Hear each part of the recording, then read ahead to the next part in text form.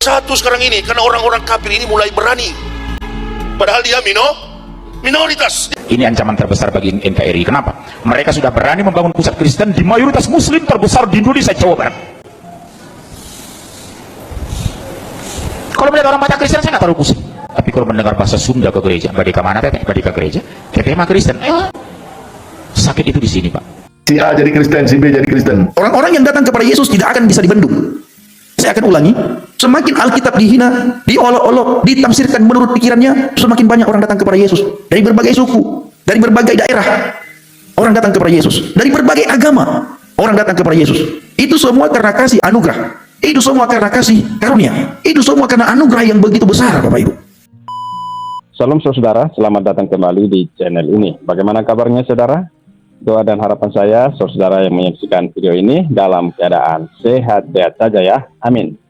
Ya, pada kesempatan kali ini saya ingin mengajak kita semua mendengarkan satu lagi video kesaksian dari dua orang murtadin yang sangat luar biasa teman-teman ya. Yang tentunya kesaksian mereka dapat menjadi berkat bagi kita semua. Mari teman-teman langsung saja kita menyimak kesaksian mereka yang ada berikut ini. Si A jadi Kristen, si B jadi Kristen. Orang-orang yang datang kepada Yesus tidak akan bisa dibendung. Saya akan ulangi, semakin Alkitab dihina, diolok-olok, ditafsirkan menurut pikirannya, semakin banyak orang datang kepada Yesus. Dari berbagai suku, dari berbagai daerah, orang datang kepada Yesus. Dari berbagai agama, orang datang kepada Yesus. Itu semua karena kasih anugerah. Itu semua karena kasih karunia. Itu semua karena anugerah yang begitu besar, Bapak Ibu. Dihina, diolok-olok, dengan harapan orang-orang dunia, bagaimana orang tidak mau percaya kepada Yesus? Maka Alkitab ayat demi ayat ditafsirkan menurut pikiran mereka. Tetapi karena anugerah Tuhan begitu besar, kasih karunia Tuhan begitu besar, sekalipun ayat demi ayat ditafsirkan menurut pikirannya, tetap tidak akan bisa menghambat orang untuk datang kepada Yesus. Tetap tidak akan bisa menghambat orang murtad. Ya, itu bukan satu jaminan untuk menghambat orang datang kepada Yesus. Harapan mereka, kenapa kamu membahas Alkitab? Harapannya apa? Untuk membentengi umat supaya tidak ada umat yang murtad. Ternyata Bapak Ibu, semakin banyak umat yang murtad. Semakin banyak orang yang murtad, saudaraku. Karena Alkitab mencatat, bukan kamu yang memilih aku, tapi aku yang memilih kamu. Begitu juga kami sebagai penginjil ditetapkan oleh Tuhan menjadi penginjil, menjadi evangelis, bukan karena kekuatan kami, bukan karena kegagahan kami, tetapi memang karena firman Tuhan. Alkitab yang mengajari, Alkitab yang menyuruh untuk pergi beritakan Injil, untuk pergi bersaksi. Nah, ini seperti Marzuki, orang Aceh Bapak Ibu. Apa kata Marzuki? Uko kata. Dia bawa yang ada di dalam mamanya. Itu dia, namanya bagus sekali Bapak Ibu. Ya, Muhammad Muzhar namanya. Ada itunya, ada M-nya Bapak Ibu. Namanya Muhammad Muzhar. Tetapi typingannya, mengerikan saudaraku. Sangat mengerikan. Ini kalau kita cek agamanya apa langsung ketahuan. Siapa nabinya itu langsung ketahuan. Siapa Tuhannya itu langsung ketahuan. Kemana arah kiblat ketika dia beribadah itu langsung ketahuan saudaraku. Alkitab sudah mencatat. Mereka berpikir dengan menulis hal-hal seperti itu, dia lagi beribadah kepada Tuhannya dan dia pasti mendapatkan pahala dari Tuhannya. Dan ini harapan mereka. Makanya setiap murtadin yang tampil dihina, dicaci maki, diolok-olok. Maka seorang murtadin itu harus kuat mentalnya. Seorang murtadin, orang yang sudah percaya kepada Yesus, yang sudah mengambil keputusan untuk percaya kepada Yesus, harus siap mental, harus kuat mental, siap dihina, siap diolok-olok, dan harus siap. Dan siap tidak siap, harus siap. Kalau belum siap, bagaimana Bang Pendi? Kalau belum siap, jangan tampil di media sosial. Karena kalau sudah tampil, siaplah Anda pasti akan dihina. Kalau sudah tampil, siaplah akan menghadapi ancaman demi ancaman sampai darah halal. Banyak ancaman-ancaman seperti itu. Maka saya ulangi sekali lagi, setiap murtadin yang sudah ambil keputusan untuk tampil di media sosial harus siap. Mental, harus tahan uji, dan harus kuat dalam segala hal. Nah, biarlah apa yang mereka lakukan, apa yang mereka katakan, nama Tuhan dimuliakan. Karena semua itu karena nama Yesus. Murtadin dihina, dicaci maki, diolok-olok itu murni karena nama Yesus, bukan karena yang lain. Ya, murni karena nama Yesus Bapak Ibu. Ah, ini dia. Marzuki, tak tiga, gak dimendru. Nah, ini orang Aceh Bapak Ibu, Marzuki namanya. Kalau yang tadi apa itu namanya? Ini Marzuki, tak tiga, gak dimendru katanya. Orang Aceh, jelas orang Aceh itu. Pengharapan saya dan harapan saya yang paling besar agar Aceh diubahkan. Ya, Aceh diubahkan, terjadi pertobatan di Aceh. Ini pengharapan saya yang paling besar bersama dengan Bang Cross TV Indonesia. Ini Bang Putih sama-sama orang Aceh. Bang, open cam dulu Bang. Harapan kami Bapak Ibu, bagaimana Aceh itu dipulihkan, Aceh itu bertobat, orang datang kepada Yesus. Ini harapan kami. Bang Putih, salam Bang. Halo Bang Putih. Wow, mana Bang Putih ya? Halo Bang. Amin, Aceh dilawat Tuhan Yesus. Bapak Ibu bawa dalam doa, tidak ada yang mustahil bagi Tuhan. Tidak ada yang mustahil, ya. Nah, mungkin Bang Putih lagi apa itu? Sudah ada. Open cam Bang. Oke. Banyak sekali saudara-saudara kita dari ujung Sumatera itu, mereka hadir. Hawa mereka mendengar dakwah Abang.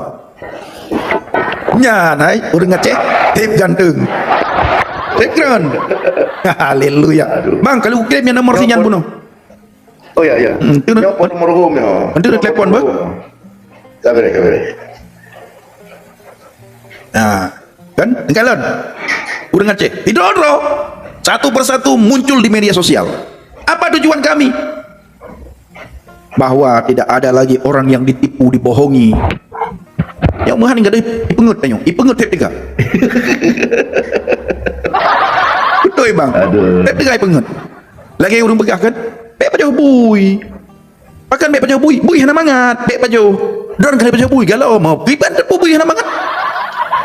Artinya Bapak Ibu, banyak orang bilang begini, jangan makan daging babi. Kenapa jangan makan daging babi? Daging babi itu nggak enak. Lalu kita tanya, sudah pernah makan daging babi belum? Oh belum pernah. Kalau belum pernah makan daging babi, dari mana tahu daging babi tidak enak? Ya, dari mana tahu daging babi tidak enak? Daging babi tidak pernah makan. Tetapi dia bilang daging babi tidak enak. Mana kita percaya? Makan dulu baru bilang tidak enak.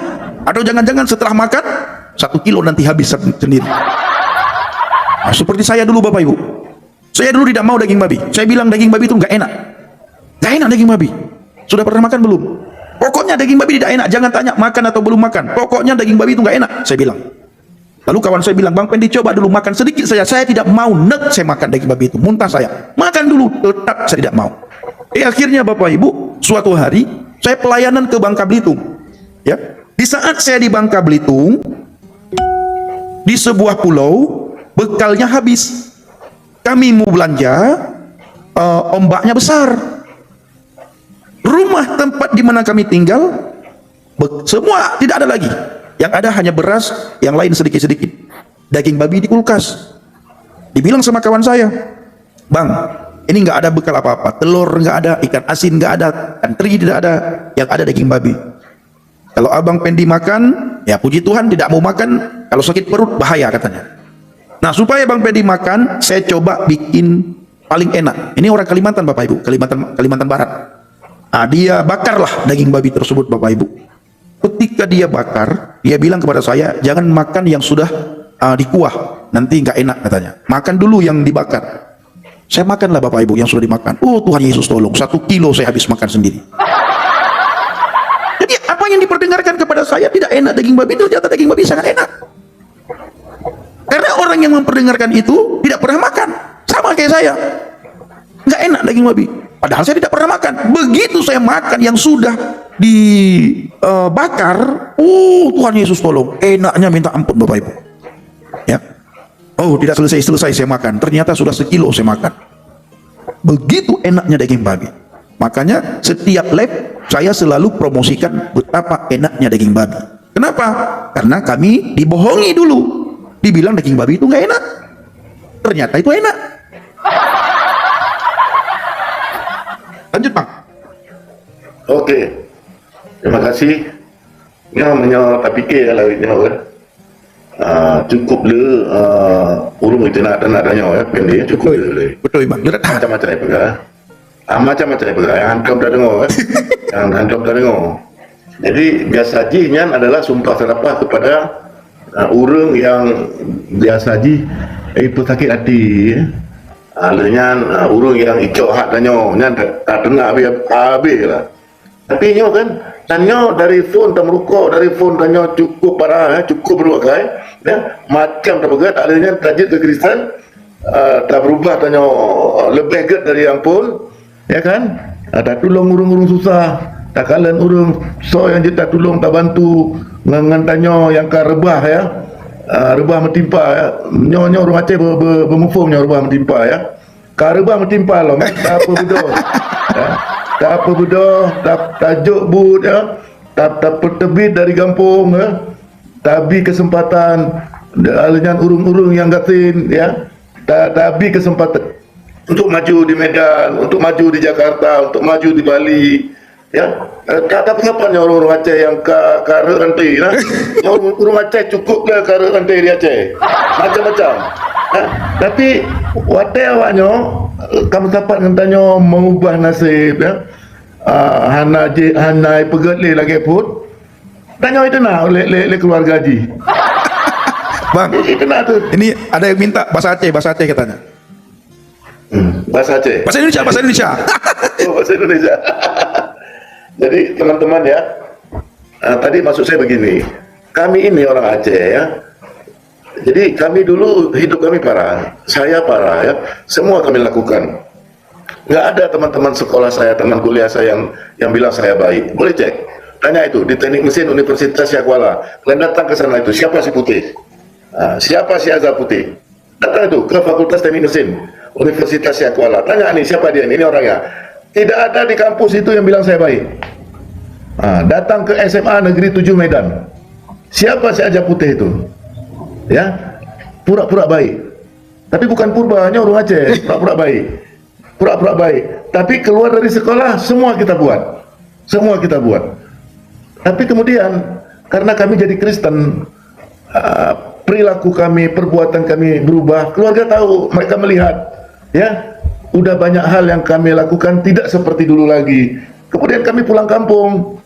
Kami kemudian pergi ke Medan. Kami cari orang-orang Aceh yang dalam tanda kutip ya, ekonominya sekarat, ya kita lihat hidupnya ada sekarat, kontrak nggak ada sanggup lagi, kita nggak suruh mereka Kristen, kita kasih tolong mereka, kita ajak mereka, ada kau berkebun aja, baik Pulau Pingku, jangan Pulau Pingku itu ya, gini, di Pulau Pingku ini gini, tunggu udah siang mau makan siapa yang ngasih ya, tapi kita ajak mereka, kita kasih tahu, kita kasih kesempatan untuk dia bertumbuh di kebun-kebun yang sedang kita tata.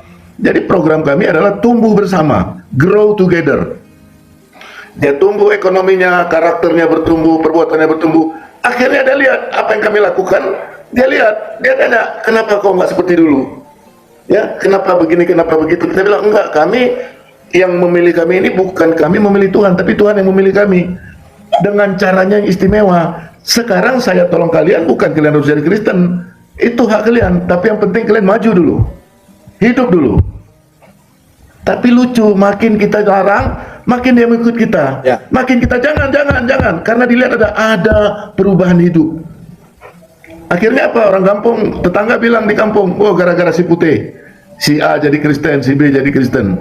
Ya, di Medan begitu juga, orang-orang Aceh yang nggak ada kesempatan untuk bisa mengendalikan hidupnya. Ya, bagaimana dia bisa mendapat rezeki, di mana dia bisa kerja. Kita kasih kesempatan di beberapa tempat, di mitra-mitra kita yang ada di Medan, di Pekanbaru, kita kasih dia peluang. Tapi nggak semua, tetap ada juga yang paling. Ya, iya, kita kasih kesempatan, kita kasih transport. Ya, 1 bulan dia bagus, kita kasih kepercayaan lebih lagi. Mobil-mobil dia bawa pulang ke Aceh. Dia tahu nggak mungkin kita susul ke Aceh. Dia bawa kabur, nggak perlu dia surat, cuman STNK aja dia pergi dia bawa. Tapi bagus, saya bilang nanti bang kalau udah nggak perlu lagi saya kembalikan. Begitu juga sepeda motor. Tapi komunikasi bagus karena apa? Dia melihat ada perubahan. Kita cuma bilang oh nggak apa-apa pakai aja dulu. Karena apa? Karena kita harus tanamkan kebaikan itu kepada mereka. Akhirnya sekarang satu persatu sudah kembali. Dia datang karena apa? Dia punya mobil, ya dia bawa mobil dari tempat kita, dia pulang ke Aceh, tapi dia nggak punya uang. Dia mau jual mobil nggak laku, akhirnya dia gadai. Begitu dia gadai, orang yang pinjam duit, janji 1 bulan, 2 bulan, nggak diambil-ambil. Ribut, udah saya bayar aja mobil ini, nggak ada BPKB, ribut. Sangkut kena hukum. Akhirnya apa? Dia minta ke kita tolong, oh nggak apa-apa. kamu jalan aja kemari, mobil tinggal di sana, jalan, tapi bertumbuh perlahan. Jadi bilangan angka-angka orang Aceh yang sudah terima Yesus cukup banyak sudah. Nggak boleh kita sebutkan di sini karena mereka itu masih ada di rumpun, masih ada di lingkungan keluarga, di lingkungan komunitas mereka. Karena kami bilang kalian sekarang ini lakukan aja dulu apa yang kalian lakukan. Sungguh-sungguhlah kalian. Benar nggak mau jadi Kristen seperti saya? Karena saya berbuat baik aja saya dimaki, saya dicaci. Jadi saya bilang teorinya begini, kalau saya tanam padi, ilalang pasti tumbuh. Tapi kalau saya tanam ilalang, padi tidak pernah tumbuh. Jadi kami orang Kristen ini banyak yang melakukan tapi tidak paham. Kami melakukan kebaikan. Waktu kami melakukan kebaikan ada fitnah, ya, ada cacian, ada makian, ada macam-macam. Tapi waktu kami berbuat jahat, tidak ada kebaikan di sana. Ya, teman-teman terus berbuat baik. Ya, jangan malu berbuat baik. Jangan putus asa dengan berbuat baik. Ya, Tuhan Yesus yang balas semuanya. Ya, karena apa? Dia lebih dulu memilih saya, bukan karena saya baik. Yesus memilih saya bukan karena saya baik. Yesus Kristus memilih saya karena dia tahu masa depan yang akan diberikannya kepada saya pasti saya bisa terima. Tapi hati-hati, ada kehendak bebas. Ya, ada kehendak bebas. Tuhan kami Yesus itu dia tidak mau mendikte kami, tapi dia kasih rel. Jadi kalau kami melangkah keluar rel, kami jatuh dalam dosa. Semakin hari kami lakukan, kami makin jauh dari dia. Akhirnya begitu kami jauh dari Tuhan, hal-hal yang istimewa dan ajaib menjauh dari hidup kami. Jadi banyak kali juga orang Kristen begitu diberkati, begitu hidup lebih baik, sudah lupa, ya, sudah mengabaikan. Aduh, belum bisa ibadah hari ini. Ada janji si A, si B, ada ini, ada itu. Akhirnya semakin jauh. Tuhan proses lagi, akhirnya balik lagi. Dan ini bagi manusia wajar, apalagi orang Kristen, karena ada kehendak bebas yang kita pikul secara pribadi. Syukurnya, ya, apapun yang kita lakukan, yang tidak berubah itu Yesus. Kita boleh berubah, kita boleh macam-macam, tapi kasih Yesus tidak pernah berubah. Dulu, sekarang, sampai selama-lamanya. Hal yang paling istimewa, masa lalu saya, masa lalu Effendi, masa lalu semua yang ada di Komal ini, yang sudah hampir 400, tidak menentukan masa depan kita. Tapi keputusan kita hari ini, bersama dengan Tuhan Yesus, menentukan masa depan kita. Tuhan Yesus berkati. Haleluya, luar biasa. Itu dia Bapak Ibu, ini ada di bawah juga Kak Mona Sonia ya. Nah, beliau orang Aceh juga yang sudah percaya kepada Yesus, tapi beliau belum siap untuk naik bersaksi. Kak Mona, kalau sudah siap naik untuk bersaksi, silakan naik Kak ya. Bersaksi. Bersaksilah sampai Tuhan datang. Bersaksilah sampai Tuhan datang. Bersaksi, bersaksi, bersaksi, haleluya. Bersaksilah sampai Tuhan datang. Ayo Kak Mona, kalau sudah siap, Mona Sonia, naik, bersaksi, ceritakan tentang kebaikan Yesus, ceritakan kenapa meninggalkan agamanya, dan memilih untuk ikut Yesus. Nah, ini sama-sama orang Aceh, ya, saudaranya Kak Cut. Nah, puji Tuhan Bapak Ibu, kami memang tidak bisa spill satu persatu orang-orang yang sudah percaya kepada Yesus, karena banyak yang belum siap. Nah, tapi kami berupaya, bagaimana orang-orang yang sudah percaya kepada Yesus ini siap untuk bersaksi, siap untuk menceritakan siapa itu Yesus, siap untuk menceritakan bagaimana dia bisa mengenal Yesus, siap untuk menceritakan bagaimana dia ambil keputusan untuk murtad dari agamanya. Agama tidak bisa menyelamatkan kita, dan agama tidak bisa mengubah karakter kita. Hanya Yesus yang bisa mengubah karakter kita, bisa menyelamatkan hidup kita, dan bisa memberikan damai sejahtera dan sukacita kepada kita. Sebagaimana kata Bang Romi tadi yang sudah bersaksi, Bang Romi Malang, ya, beliau katakan di saat beliau belum mengenal Yesus, kehidupannya sangat enak, luar biasa, banyak uang, banyak segala-galanya, tetapi tidak bisa menjamin damai sejahtera dan sukacita. Begitu dia mengenal Yesus, sekalipun beliau ditipu, beliau dihina, ada damai dalam hatinya, ya. Jadi damai bersama dengan Yesus itu Bapak Ibu, luar biasa kita rasakan. Bukan damai karena kita banyak harta, tapi damai karena ada Yesus bersama dengan kita. Maka firman Tuhan katakan dalam Injil Yohanes, damai sejahtera aku tinggalkan bagimu, damai sejahtera aku berikan bagimu, dan apa yang kuberikan tidak seperti apa yang diberikan oleh dunia. Haleluya. Ya, teman-teman sekalian, di dalam Yohanes 15 ayat 16 dan 17 dikatakan, bukan kamu yang memilih aku, tetapi akulah yang memilih kamu. Dan aku telah menetapkan kamu, supaya kamu pergi dan menghasilkan buah. Dan buahmu itu tetap. Supaya apa yang kamu minta kepada Bapa dalam namaku, diberikannya kepadamu.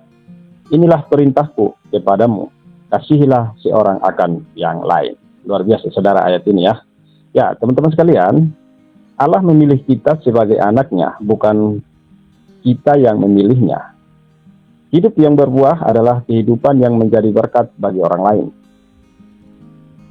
Hidup yang berbuah hanya bisa terjadi jika hidup kita tersambung dengan Tuhan. Untuk berbuah dengan lebat, kita harus tinggal di dalam Tuhan dan menjadikan firman Tuhan sebagai pedoman hidup dan mengasihi Tuhan dan sesama manusia. Ya, teman-teman sekalian, mari tetap semangat dan jangan kendorkan iman, bersaksi terus sampai Tuhan Yesus datang yang kedua kalinya. Tuhan Yesus memberkati kita semua. Sampai jumpa di video selanjutnya. Shalom.